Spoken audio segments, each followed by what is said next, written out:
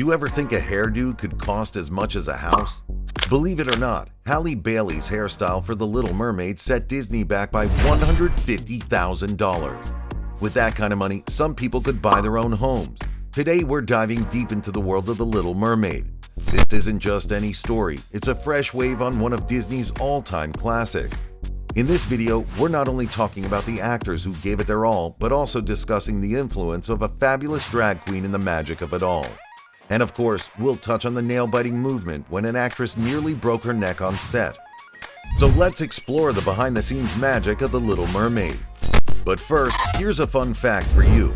The Little Mermaid made it to Disney history. You may wonder why. Because it's the first live-action Disney remake to cast a black actress in the lead role. But not everyone was happy about it. Some fans felt Halle Bailey wasn't the right choice for Ariel, as they were used to seeing her as white. They even started a hashtag #NotMyAriel, with some even editing clips to place a white actress of their choice in Ariel's role. Yet, the backlash only pushed Bailey to work harder than ever before.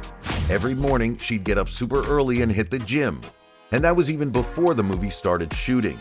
She spent 13 hours training in a tank, learning from professional divers to become physically strong in the water. She had to because she had to fly around in the air, looking as beautiful and graceful as a mermaid. Alongside the physical workouts, she collaborated with the on-set vocal coach Eric Vetro, known for his amazing work in La La Land. To refine her voice for the iconic songs of Ariel, they worked on improving her vocal range, breath control, and projection. Now, let's move on to Ariel's gorgeous red hair. We all know Ariel for her signature red hair, but turning Halle Bailey, Disney's first Black Ariel, into this iconic character was a unique challenge. Camille Friend, the mastermind behind this transformation, is the Oscar-nominated hair artist known for her work in Black Panther: Wakanda Forever. This wasn't just any task for her. It was about maintaining Halle's identity and natural hair.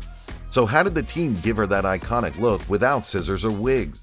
She had beautiful hair, over 24 inches, flowing down her waist.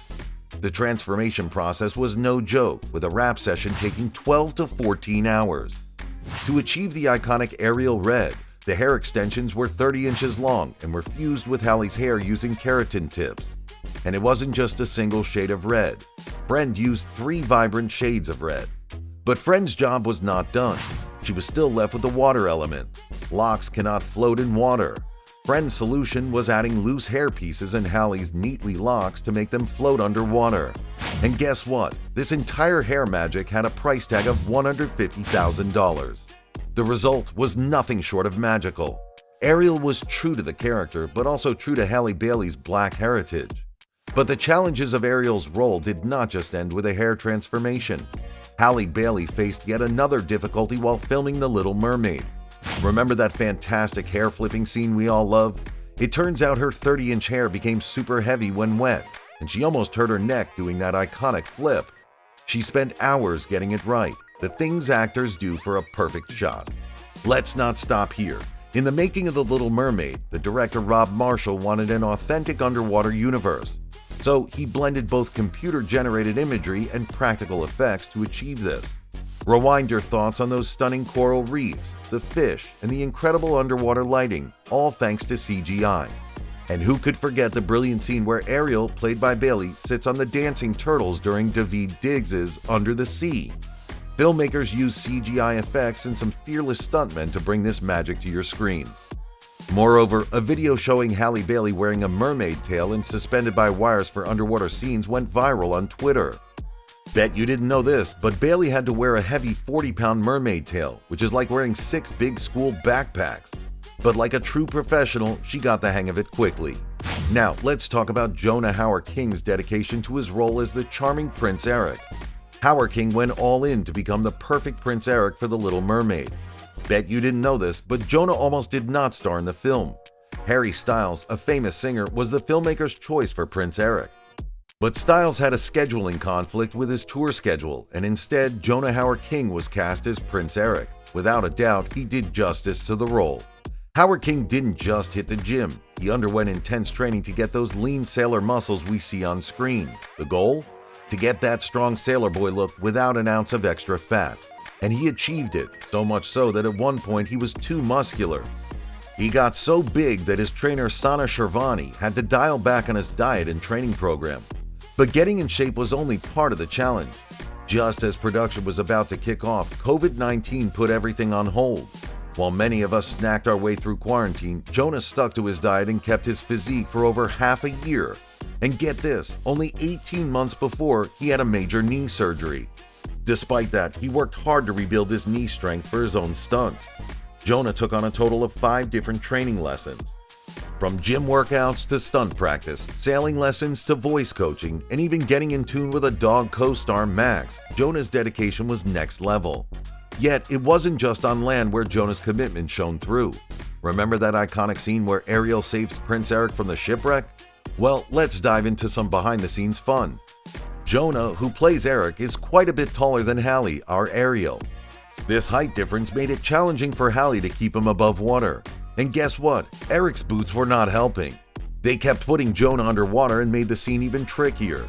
The best part? Both of them couldn't stop laughing during the shoot. They even asked the director Rob Marshall if they could ditch the boots, but the boots stayed. Want to hear another interesting trivia? Most of the time, the cast had to keep a straight face while talking to objects such as a tennis ball, cardboard fish, or crab. Have you ever tried having a heart-to-heart with a tennis ball without cracking up? It's harder than it sounds. Let's move on to talk about our favorite sea villain, Ursula. You'll be surprised that her creation was inspired by one of the most famous drag queens in pop culture history, Divine from the Pink Flamingos. Now, here's where it gets even more interesting. Melissa McCarthy, who portrayed our iconic Sea Witch, has her own ties to the drag world. She used to perform as a drag queen named Miss Y in New York City. Before The Little Mermaid, she didn't even realize she could sing so well.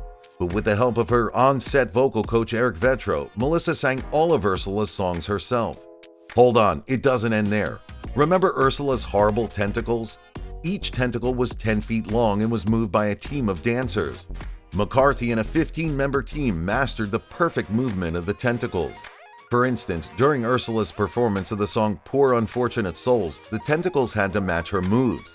Speaking of perfecting details, the cast learned to swim using mermaid tails in a big water tank made just for the film. Also, they practiced holding their breath and performing stunts underwater. And since the water was super cold, they had to wear wetsuits to stay warm during those scenes. An example of such a scene is when Ariel is seen swimming through the shipwreck. The water was freezing, so Bailey had to wear a wetsuit instead of her fancy bikini top to keep herself warm. Similarly, she was seen wearing a blue wetsuit with her black silicone tail when Ariel saved Prince Eric from the shipwreck as he was lying unconscious on the sand. Every song, every line, and every splash in the water was a result of countless hours of dedication and teamwork. With that, we wrap up our dive behind the scenes of The Little Mermaid. Make sure to hit that like and share button, and if you want to swim along for more adventures, click subscribe. Until next time.